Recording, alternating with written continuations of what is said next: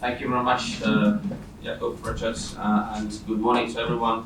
It's a pleasure for me to be here and, well, I know the keynote is a good word, but to give you some perspective from Brussels, where I do live, and I do represent ASEA, which is one of the biggest association in Brussels. We do represent all car manufacturers in Europe.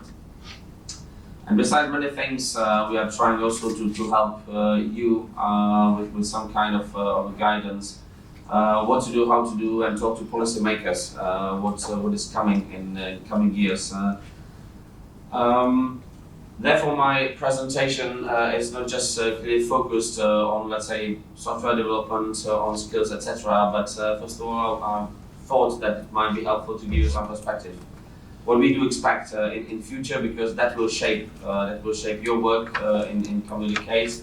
What we are trying to do as OEMs, with of course many suppliers behind, and as was mentioned, we are also involved in a new project, which is some kind of a leader project, blueprint one, that is focusing on strategic leadership in education in the automotive sector.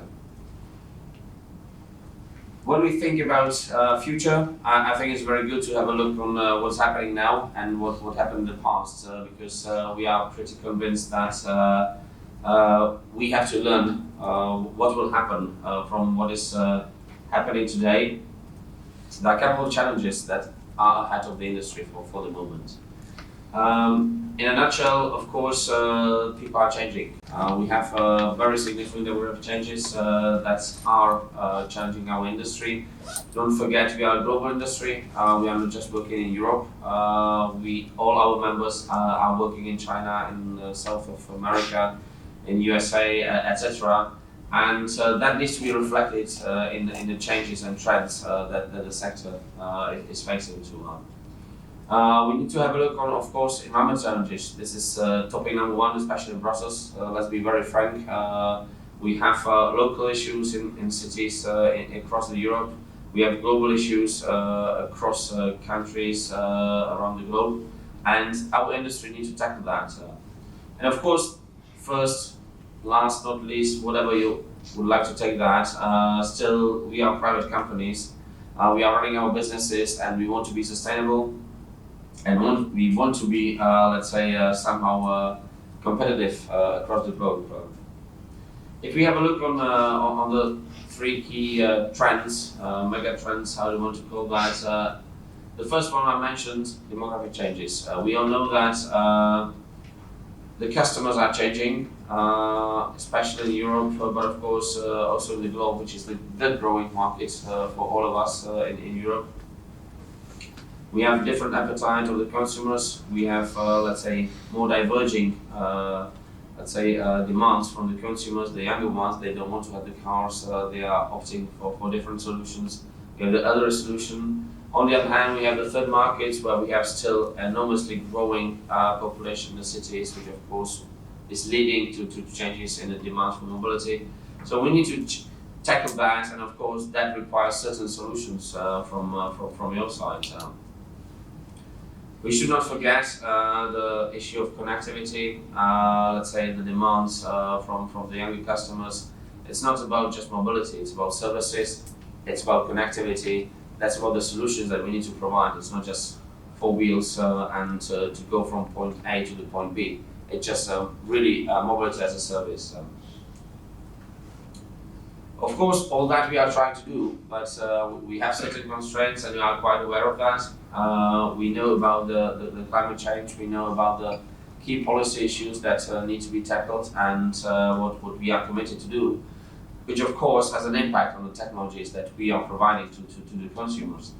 And that's both on the, let's say, on the global level, on the CO2 side, but of course it's air quality as a local issue, on NOx issues, etc. So we need to tackle both, and those who are technicians here, they know that, okay, those are somehow conflicting interests and conflicting solutions to tackle those two issues.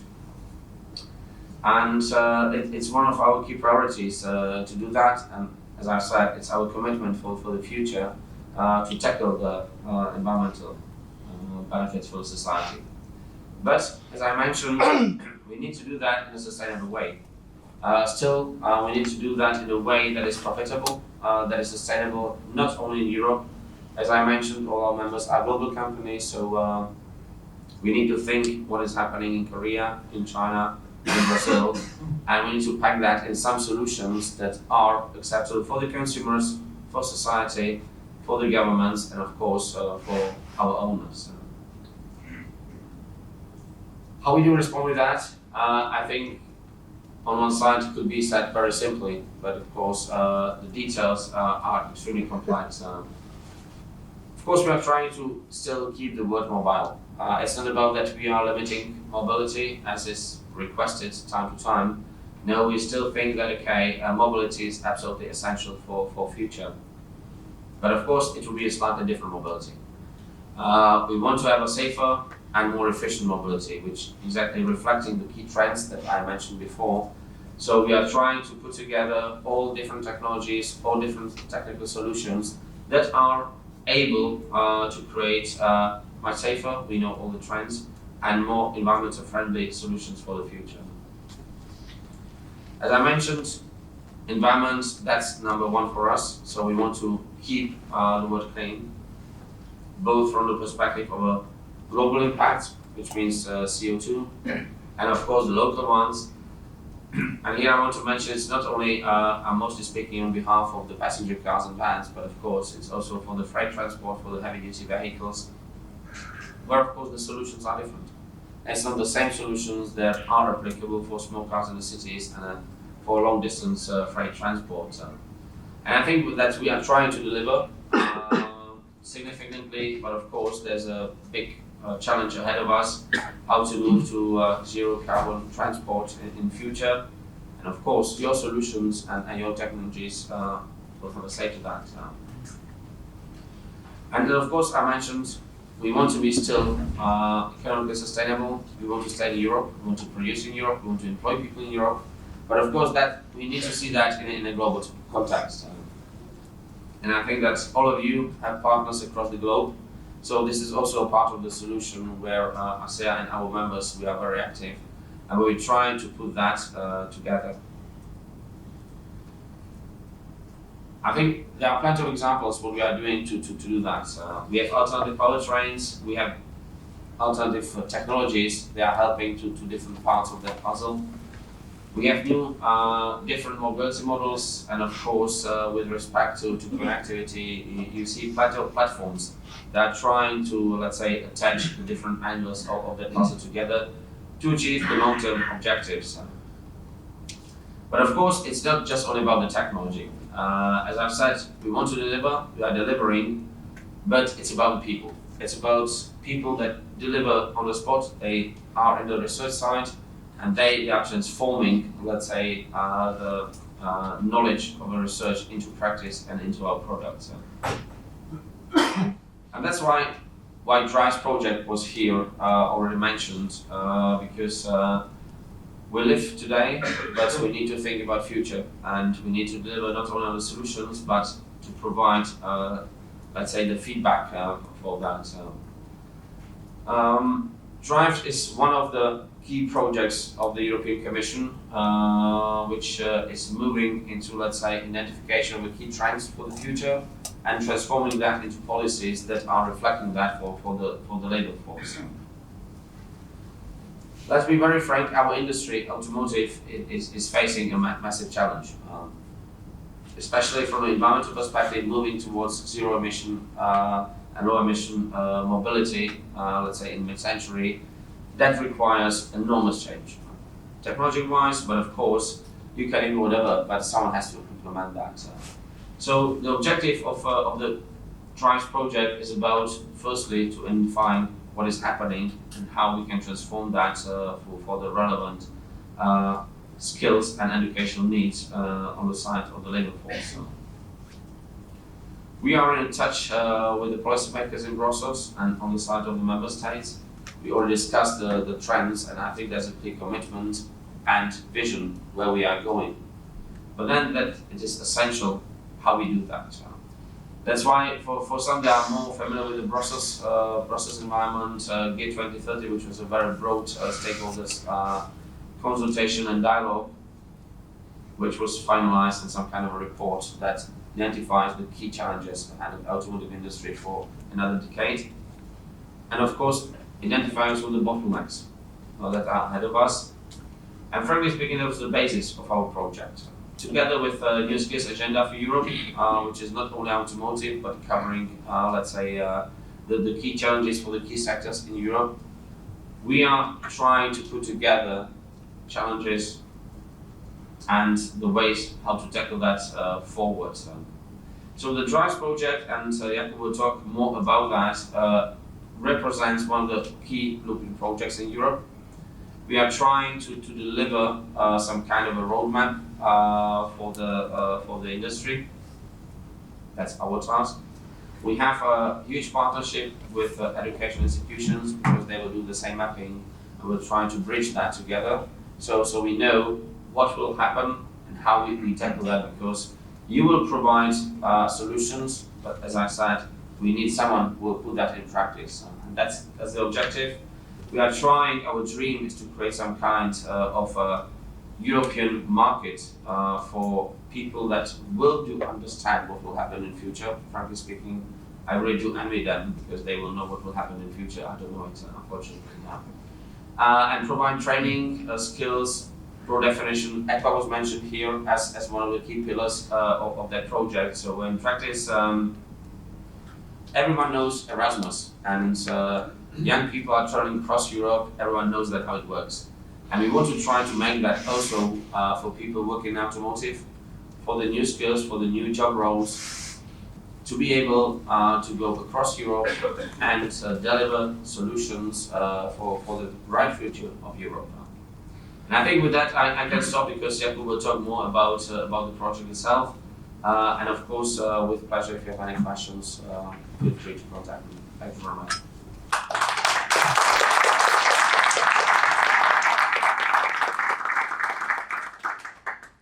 Thank you very much, Peter. Please stay still here because we can ask if there are any questions. Yeah. Please.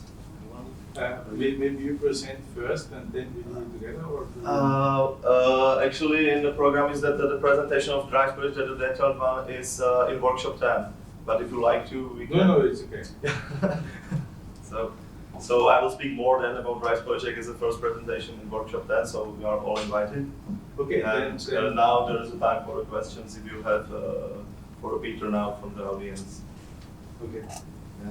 So my question is, we are here hosted, for instance, by Technalia, and they are also in this kind of business, as I have seen from the presentation. Is there any schema how we could accept more organizations to join somehow the European pool? Well, I think that, of course, as usually, as normally, you have the call for the project. So, okay, on one side, it's a closed society. Yeah. But of course, one of the key objectives of the project is the dissemination. And of course, cooperation with other partners. So of course, unfortunately, I would not provide you with some kind of funding to be involved. But what we are trying is really to have our project to be, let's say, acknowledged and let's say understandable across Europe.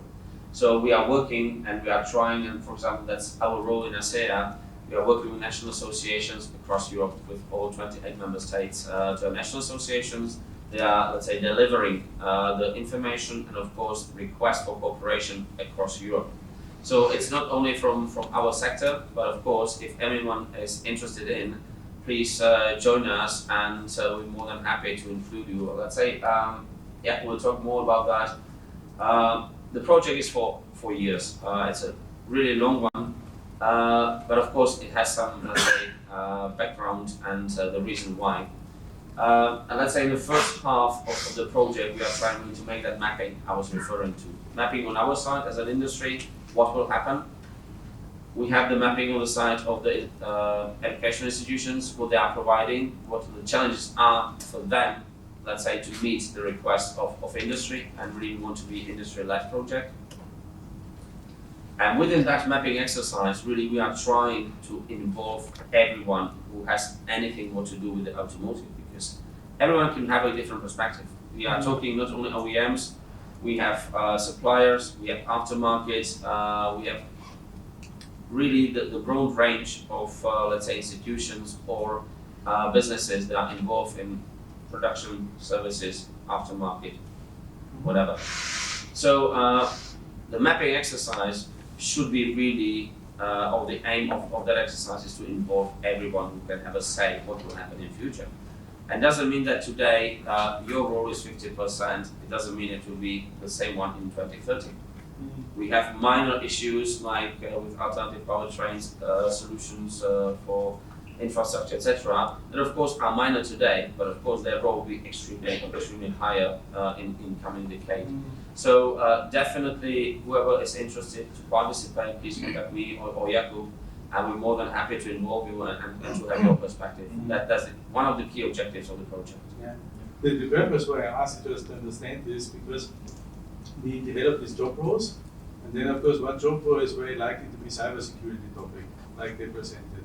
And then if they are very strong in cybersecurity, maybe we could, I would like to contact them to get their ideas, but on the other hand, if we would then have the job role space, right, they could become one of the providers. Yeah, definitely. Just an idea, because otherwise we get the solution for cybersecurity with one team, yeah, but as I've seen today, they didn't know that you're so good that you are in this cybersecurity work process, but that would be interesting. Yeah? That was the reason why I asked. Yeah, and I will just comment it really quickly from the like a project perspective. Now you have a possibility, and it's very good that you can join us as an associated partner. So I can all of you provide the link, or you can email us to have you as an associated partner. And the second thing is that we are running a survey, and we are registering stakeholders that can tell us something, their opinion about the future skills needed. So that's the thing that we will, if Richard allows me, send once again the email to everyone to join us as a stakeholder for the DRIVES project.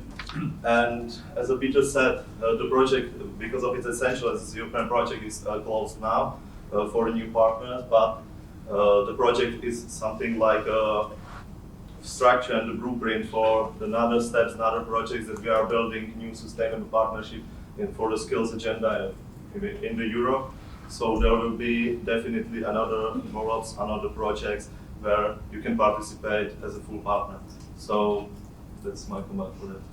And just a remark on that. I know it looked like that, okay, I'm speaking typical Brussels blah blah language, but that's why I started with the trends, because really it's about cybersecurity, it's about environment, it's about emissions, it's about connectivity. All that will shape the requirements for the skills that we'll need in coming years. Yeah. So it's all those blah blah mega trends that will be converted into very concrete demands on spots for the OEMs, for the suppliers, to require workforce that do understand where we are going to and why we are going in a certain direction. So that was why I started a little bit broader, because it has, let's say, certain impact, and in practice what we are trying to do jointly with the DRIVES project. Yeah. How far are you into the 4 years, and what will the impact be after the 4 years? Yeah. So we started. Project leader. Yeah. We started. Maybe let's pity that we put it to a workshop then. But we started in January this year, and it's a 4-year project. We have 24 partners. We, Technical University of Ostrava, we coordinate this project. The partners are from 11 European countries, but our scope is to cover all European Union by our associations and our associated partners what we have. And yeah, so that's it. And the impact? The impact, the most valuable objectives what we like to fulfill is that in the first like a year we are harnessing the existing skills and skills definition on the market nowadays, and by discussions and surveys with the stakeholders, predicting and preparing the roadmap for the future skills needed And there you will see in that roadmap the skills that are here now, what you need for the automotive industry, and what will be needed in the future. Where are the gaps? Where should we focus on? What we should fill? And if we have some already existing experts on that they can focus to fill this gap. That's the roadmap. But what is the impact after 4 years? You're not answering my question. Yeah, And I know for a fact that you must have answered that question when you applied for the project. So, well, from my perspective, It's not from your perspective, it's from the project's perspective. well, Peter is on board of the project, so. I should be the voice of the industry, but in practice, as I said, we want to have, as I said, some kind of Erasmus for automotive for the skills for the future. Yeah. When everyone was laughing that young people will travel across Europe and just blah blah across universities. Okay, today it is extremely respected, and young people, it's normal. They are traveling across the universities in Europe. They have huge job opportunities across 28 member states, and it is acceptable from, let's say, the side of the industry, society, public authorities. And we'd like to have the same specifically for automotive. So the vision is that with the end of the project, I will have some kind of a Erasmus for automotive, where OEM in Wolfsburg or in Spain say, okay, I need a specialist for cybersecurity because he knows X, Y, Z competencies. And here have a look, like in Erasmus, okay, that guy in Warsaw is great, come here. So we are trying to find a way how to create unique labor market for defined, qualified labor force for automotive for the solutions that will be valid in 2030.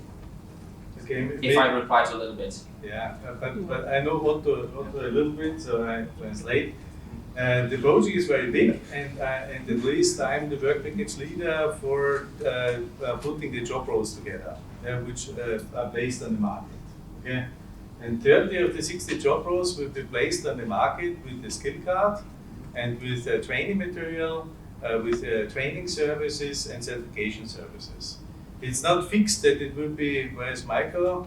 EasyQA, but some professions will be EasyQA, and it will be decided later which other associations VDA, or there is also interest by the Spanish Automotive Association to be a certifier, that they start to certify certain of the job roles. Yeah? So at the end of the project, you will see 30 job roles, expected a cybersecurity engineer or mechatronics engineer specialized for electric vehicle. So we have certain kinds of job roles that will be placed. Some of you know already safety engineer, yeah, and it will be similar to the safety engineer, safety manager education, which was developed out of the EasyQA some time ago. Yeah. So there is concrete results with 30 job roles that are placed to the automotive OEMs and then placed in the suppliers.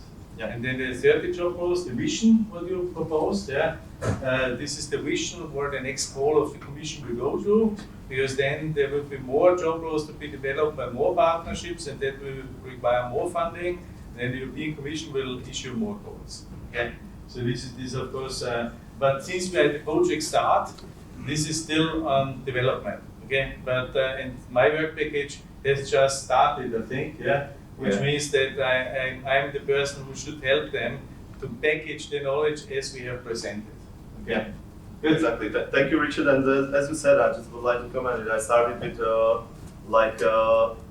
some strategic impact of the project, and then Richard, thank you for the comments that we also have real impact on real people, as there was also in the presentation that we will train within the project 1,100 people for that new skills and new trainings that are needed. Yes, like Richard commented. So we have several levels of the impact of the project. Yeah. So and yeah, for Brussels it's more your policy. Here.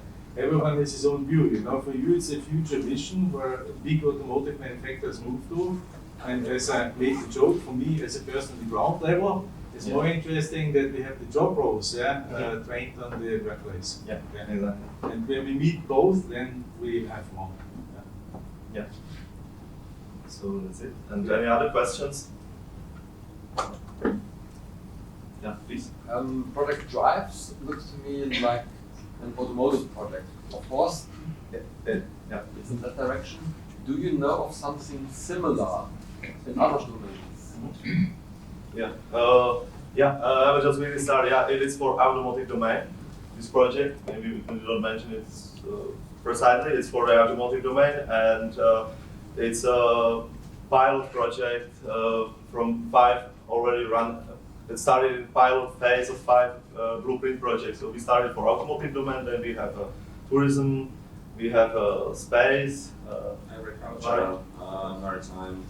Yeah. So it's one of the first projects that goes into, I think, 6 or 7 sector-specific, let's say, similar projects that will, and that was the new skills agenda that was led by the Commission, and this is how to implement that in different sectors, how to, let's say, make the transformation of European labor force towards the challenges of the future in different sectors. We are the first ones, we are proud of that, but somehow it will be copy-pasted to other sectors. Yeah, and maybe some sort of background is that the project is not on the greenfield, but it's built on the previous projects what we had in our consortium on the previous initiatives like Year 2030, and it's a second step in that new skills agenda to building sustainable partnership for the skills in the automotive domain. So we are that key role there now. Thank you. Please. As you mentioned the different areas and sectors, is there a drive from the Commission side to then bring them together? Because I'm sure there must be learning effects that come out of those individual sector learnings and skill set developments to be used in other areas. That's exactly a new skills agenda, and of course we hope that what we are firstly requested to deliver some kind of let's say policy recommendations, what we are doing jointly from the spot. I live in Brussels, in that fantastic bubble. There are people in the project really working on the spot, so of course it is extremely important that they provide some feedback, say we need to do this and that. So we hope that it will be reflected in the concrete policy actions in the Commission, and then of course with the Member States in the different sectors, as was mentioned. But of course, keep in mind that we are in the area where there are very strong competences of the Member States. So the actions of the Commission is very limited.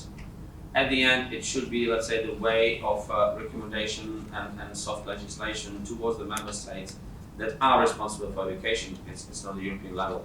And of course, in certain Member States, Germany is a very good example. It's not even Germany, the Bundesländer.